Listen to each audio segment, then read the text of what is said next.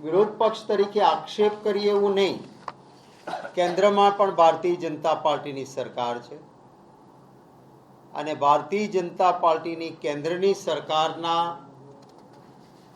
રાજ્ય કૃષિ મંત્રી અને ભાજપની કેન્દ્ર સરકારના કેબિનેટ કૃષિ મંત્રી આ બંનેના પત્રોની નકલ હું આપને આપવાનો છું. કંઈક વ્યવસ્થિત કાવતરું જાણે ગુજરાતના ખેડૂતોની કમર તોડી નાખવા માટેનું ચાલતું હોય એવા પ્રકારની જે પરિસ્થિતિમાં દુઃખ સાથે કહું છું, કારણ કે હું પણ ખેતી સાથે જમીન સાથે જોડાઈને મોટો થયેલો છું. આજે પણ ત્યાંના પ્રશ્નોને સમજી શકું છું. આપણે કહીએ છીએ કે ખેડૂત એ જગતનો તાત છે અને એટલા જ માટે, કારણ કે હું કોઈ ઉદ્યોગોનો વિરોધી નથી, પરંતુ કોઈ પણ ઉદ્યોગપતિમાં એ તાકાત નથી કે કોઈ એવા દાણા બનાવીને આપે કે જેની રોટલી બનાવે અને આપણે ખાઈએ ને પેટનો ખાડો પૂરી શકાય. કોઈ એવું કેમિકલ બનાવે કે રડતા બાળકને બોટલમાં ભરીને આપો અને રડતું બાળક એ રડતું બંધ થાય ને બાળકનો વિકાસ થાય. આવું કેમિકલ કોઈ ઉદ્યોગપતિ નહીં બનાવી શકે. માત્ર ખેડૂત અને માલધારી એ જ પેટનો ખાડો પૂરી શકાય, માણસની ભૂખ ભાંગી શકે એ રાત દિવસ પસીનો પાડીને એ ખેડૂત જ કરી શકતો હોય છે. ગયા વર્ષે આપ સૌ જાણો છો, કમોસમી અતિશય વૃષ્ટિ થઈ, અતિવૃષ્ટિ થઈ, ખેડૂતોને પારાવાર નુકસાન ગયું. આપણા રાજ્યની જેમ દેશના અન્ય રાજ્યોમાં પણ આવો કમોસમી વરસાદ થયો હતો. મેં પાર્લામેન્ટમાં એક પ્રશ્ન પૂછેલો કે કયા રાજ્યને કેન્દ્રએ કેટલી સહાય આપી. કરોડો ખરબો રૂપિયા અન્ય રાજ્યોને અને ગુજરાતમાં લખેલું હતું 0-0. એટલે મેં એક સ્પેશિયલ નોટિસ આપી 0 વર્ષની અને પાર્લામેન્ટમાં મુદ્દો ઉઠાયો કે મારા ગુજરાતના ખેડૂતોને કમોસમી વરસાદમાં ન કલ્પી શકાય તેટલું નુકસાન થયું છે. ગુજરાતની સરકારે લિમિટેડ હેક્ટરમાં લિમિટેડ રૂપિયા આપ્યા છે. જેનું જેટલું વાવેતર એને એટલું વળતર કેન્દ્ર સરકાર કેમ ના આપે? ત્યારે અમારે ત્યાંની સિસ્ટમ એવી છે કે આ સ્પેશિયલ નોટિસ આપીને કોઈ મુદ્દો ઉઠાયો હોય તો મંત્રીશ્રી ત્યાં જવાબ ના આપે, લેખિત જવાબ આપે. મને આ લેખિત જવાબ મેં ઉઠાવેલા મુદ્દાનો Ramnath Thakur, minister of state કૃષિ એવં કિસાન કલ્યાણ રાજ્ય મંત્રી ભારત સરકાર, એમનો આ પત્ર છે. હું આપ સૌને પત્રની નકલ આપવાનું છું. આ પત્રમાં એ લખે છે, कृपया दिनांक 5 दिसंबर 2025 का शून्यकाल के अंतर्गत उठाए गए विषय के संदर्भ में, जिसमें गुजरात में फसल बीमा योजना बंद होने एवं असंख्य भारी वर्षा के कारण फसल की क्षति पर किसानों को मुआवजा प्रदान करने के लिए का आपने मुद्दा उठाया था. इस संबंध में अवगत करना चाहूंगा कि पीएम फसल बीमा योजना की शुरुआत 2016 की मौसम से की गई थी, जिसका उद्देश्य प्राकृतिक आपदा एवं प्रतिकूल मौसम की घटनाओं में फसल को हुए नुकसान का कारण प्रभावित किसानों को वित्तीय सहायता प्रदान करने का तथा किसानों की आय को स्थिर करना है. इस योजना के अंतर्गत बुआई से लेकर कटाई पश्चात तक होने वाली क्षति के लिए व्यापक जोखिम बीमा प्रदान करने का प्रावधान है. કહે છે કે એવી આ યોજના છે કે જેમાં વાવણી કરી કાપણી થઈને વેચાણ સુધી ગયા હોય તેમાં જે કંઈ નુકસાન થાય એને આનો લાભ મળે આવી યોજના છે. પરંતુ આગળ લખે છે, किसानों तथा राज्यों के लिए यह योजना गुजरात राज्य ने वर्ष 19-20 से पीएम फसल बीमा योजना को कार्यान्वित करने से मना कर दिया है. આખા દેશમાં માત્ર એક જ રાજ્ય છે આવું કે જ્યાં ખેડૂતને પાક વીમા યોજના નથી મળતી. આ મારો આક્ષેપ નથી, આ મિનિસ્ટરે મને આપેલો જવાબ છે।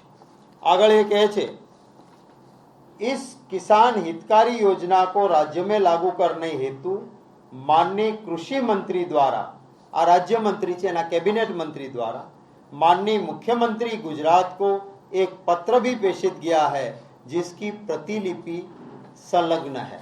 મને કેબિનેટ મિનિસ્ટરે જે ભૂપેન્દ્રભાઈ પટેલને આ કાગળ લખ્યો એની નકલ પણ સાથે મોકલી છે।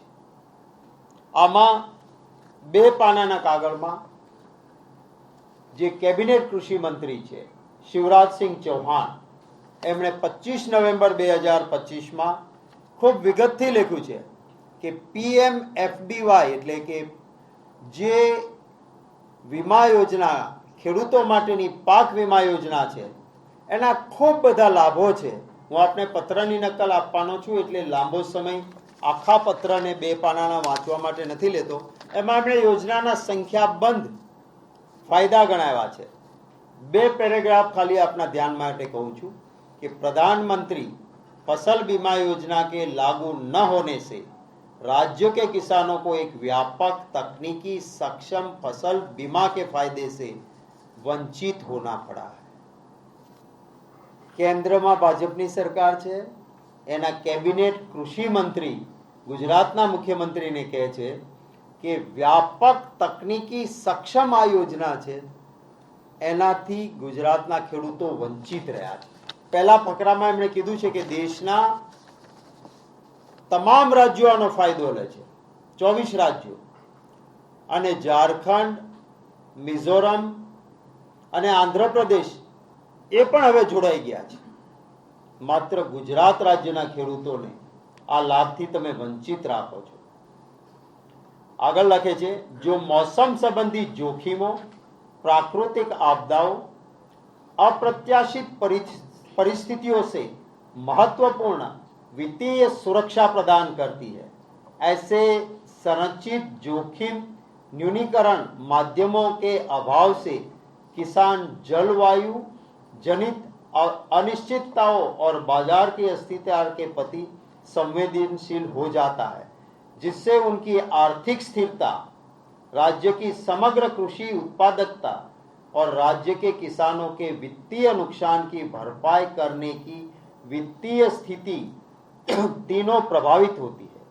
यहाँ अन्य राज्यों के किसान PMFBY के डेटा आधारित दृष्टिकोण, प्रतिस्पर्धी प्रीमियम दरों और सुव्यवस्थित दावों को निपटाने की प्रक्रियाओं में लाभान्वित होते हैं। બીજા આખા દેશના બધા રાજ્યોના ખેડૂતો આનો લાભ લે છે।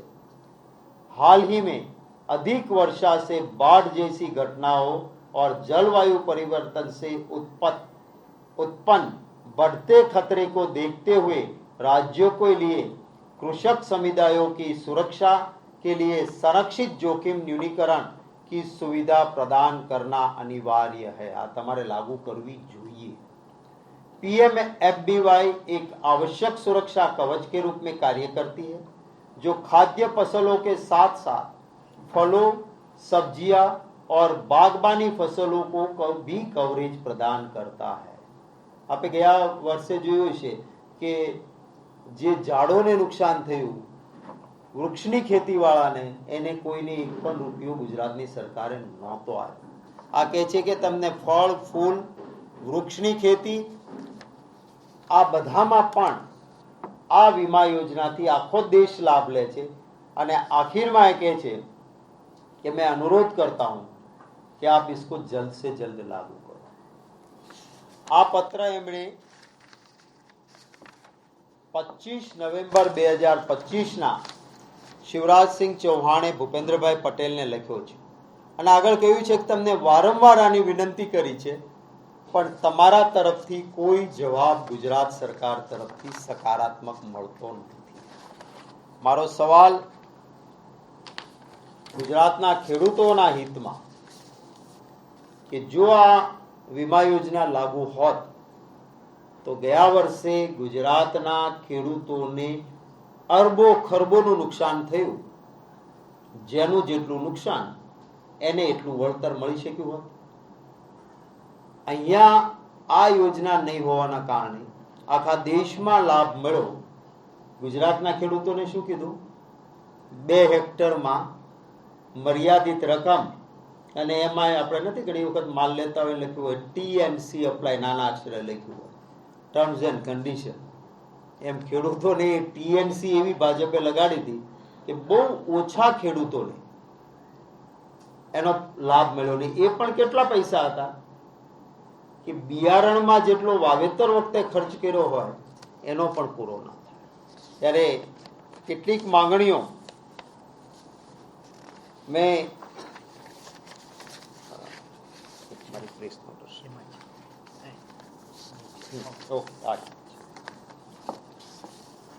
કોંગ્રેસ પક્ષ તરીકે અમે જે માંગણીઓ કરીએ છીએ એમાંની પહેલી માંગણી છે કે ગુજરાત સરકારે ખેડૂતોને કેન્દ્રની વિનંતી છતાં શા માટે પાક વીમા યોજનાથી વંચિત રાખ્યા? આનો જવાબ આપે.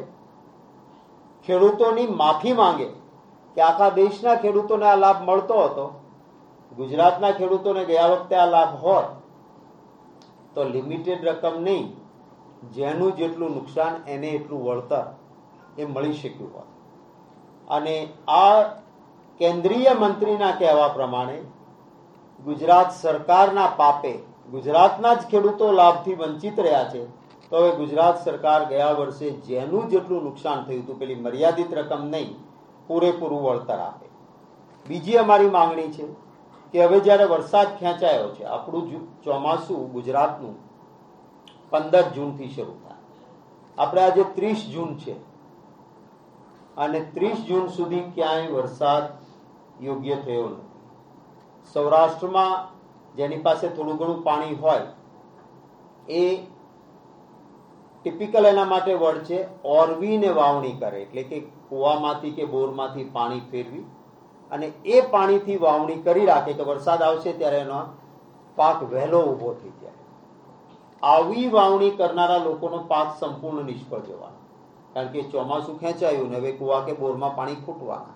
એટલે જ્યાં વરસાદ ખેંચાયો છે આ વખતે, અને અલ નીનોની આપ જુઓ છે કે બધી જ છાપાઓમાં ફોરકાસ્ટ આવે છે કે અલ નીનોની અસરના કારણે ખેડૂતોને નુકસાન જવાની શક્યતા છે. માટે કેન્દ્રની પાક વીમા યોજના PMFBY તાત્કાલિક ગુજરાતમાં લાગુ કરવામાં આવે, જેથી ગયા વર્ષે એના આગળના વર્ષે તો ખેડૂતોએ નુકસાન ભોગ્યું, આ વખતે ખેડૂતોને નુકસાન ન થાય. ત્રીજી માંગણી છે કે દેશના તમામ રાજ્યોએ આ યોજના નીચે ખેડૂતોને અઢળક લાભ આપ્યો છે, ત્યારે ગુજરાતના ખેડૂતો 2019-20થી શા માટે વંચિત રખાયા?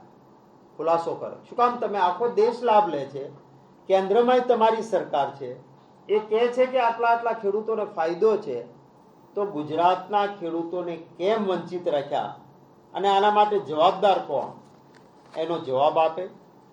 કેન્દ્રીય કૃષિ મંત્રીશ્રીએ ગુજરાતના મુખ્યમંત્રીને 25/11/2025નો જે પત્ર લખ્યો છે, જેની નકલ હું આપને આપવાનો છું, તેમાં યોજનાના અનેક લાભ ખેડૂતો માટે દર્શાવ્યા છે. તેમ છતાં ગુજરાતે આ યોજના કેમ લાગુ ન કરી? શું કેન્દ્રીય મંત્રી કે કેન્દ્ર સરકાર આ જુઠ્ઠી છે કે આ લાભદાયી યોજના નથી? નક્કી કરો. કાં કહી દે કે કેન્દ્રની ભાજપની સરકારના કૃષિ મંત્રી કહે છે કે આ લાભદાયી યોજના છે, એ જુઠ્ઠા છે, એટલે અમે ગુજરાતમાં લાગુ નથી કરી. અને જો લાભદાયી ખોટા ન હોય તો તમે શું કામ લાગુ નથી કરી? એનો જવાબ સરકાર ખુલાસો કરે એવી મારી માંગણી છે.